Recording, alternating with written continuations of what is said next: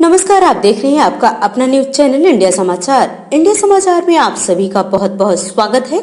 जगदीशपुर अमेठी में दिनांक 12 सितंबर 2021 को विधानसभा जगदीशपुर के बहुजन समाज पार्टी के कोऑर्डिनेटर श्रद्धेय दिलीप कुमार विमल, विधानसभा अध्यक्ष श्रद्धेय महादेव मौर्य जी, जिला पंचायत सदस्य के प्रतिनिधि दिनेश कुमार गौतम, अमेठी जिले के महासचिव श्रद्धेय रामानंद मौर्य, श्रद्धेय हाजी अबरार, वरिष्ठ श्रद्धेय श्रीपति मौर्य, वरिष्ठ समाजसेवी बीएसपी नेता श्रद्धेय रामदेव पासी, श्रद्धेय विजय गौतम, प्रधान श्रद्धेय आशाराम कोरी, श्रद्धेय मुन्नालाल भारती, श्रद्धेय जगराम मौर्य, श्रद्धेय राजाराम सेवानिवृत्त लेखपाल, श्रद्धेय रामपाल नाई, श्रद्धेय राम सुफल बौद्ध, श्रद्धेय अरुण कुमार बौद्ध और नीरज बौद्ध आज इस बैठक में बूथ से लेकर विधानसभा के अध्यक्ष और जिला कमेटी के सभी बसपा कार्यकर्ता उपस्थित रहे।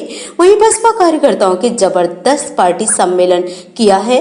बसपा के कोऑर्डिनेटर दिलीप कुमार विमल जी ने सभी कार्यकर्ताओं को चुनाव के लिए सुझाव दिया और दिशा निर्देश भी दिया और ये भी कहा गया कि 6 महीने बाद विधानसभा का चुनाव है और सभी कार्यकर्ताओं को कहा गया कि अभी से जी जान लगाकर दिन रात मेहनत करें और 2022 के लिए बीएसपी सरकार बनाने के लिए सभी कार्यकर्ताओं को यह संकल्प लेना है कि पूर्ण बहुमत से अपनी सरकार हमें बनानी है। सभी कार्यकर्ताओं को अपनी मेहनत और ईमानदारी भाव से पार्टी में बड़ी ही लगन से काम करना है, तभी हमारा 2022 के लक्ष्य प्राप्त होगा। पार्टी के सभी कार्यकर्ताओं ने यह संकल्प किया कि 2022 में बहन जी की सरकार पूर्ण बहुमत के साथ बनेगी। इंडिया समाचार के लिए ये थी हमारे संवाददाता नीरज बौद्ध की खास रिपोर्ट सदर सुल्तानपुर यूपी से।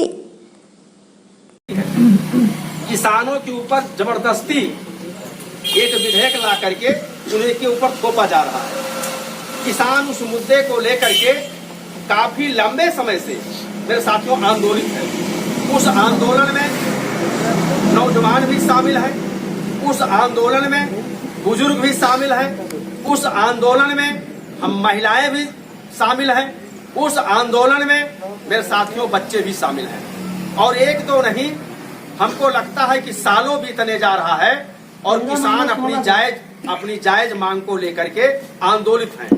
लेकिन हमारे देश के जो महामहिम हैं, हमारे देश के जो प्रधानमंत्री हैं, ये मेरे साथियों आए दिन मन की बात करते हैं। ये अपनी मन की बात तो बताते हैं, लेकिन उन्हें किसानों की मन की बात सुनने के लिए फुर्सत नहीं है।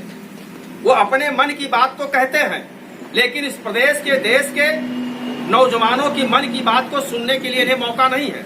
ये अपनी मन की बात तो कहते हैं, लेकिन छात्रों की, छोटे व्यापारियों की मन की बात इनके पास सुनने का मौका नहीं है। यानी यह सरकार सत्ता के मद में चूर है।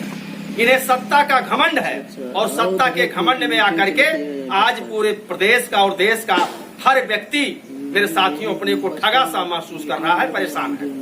अगर आप चाहते हैं कि इन सब से निजात मिले, अगर आप चाहते हैं कि हर बेरोजगार लोगों को रोजगार मिले, तो यह कार्य बहुजन समाज पार्टी की मुखिया आदरणीय बहन कुमारी मायावती जी जब 3 जून 1995 को पहली बार मुख्यमंत्री बनी थी, तो मेरे साथियों यहाँ पर बैठे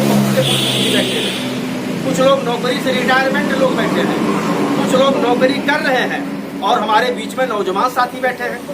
3 जून 1995 को जब बहन जी मुख्यमंत्री बनी, तो सबसे पहले उन्होंने मेरे साथियों जब पहली कैबिनेट की बैठक करने के बाद उन्होंने कहा कि विभिन्न विभागों में जो पद खाली हैं और यह कह करके पद नहीं भरा गया था कि इस पद के सुयोग कोई अभ्यर्थी नहीं मिला, यानी उसको उन्होंने बैकलॉग में कर दिया था।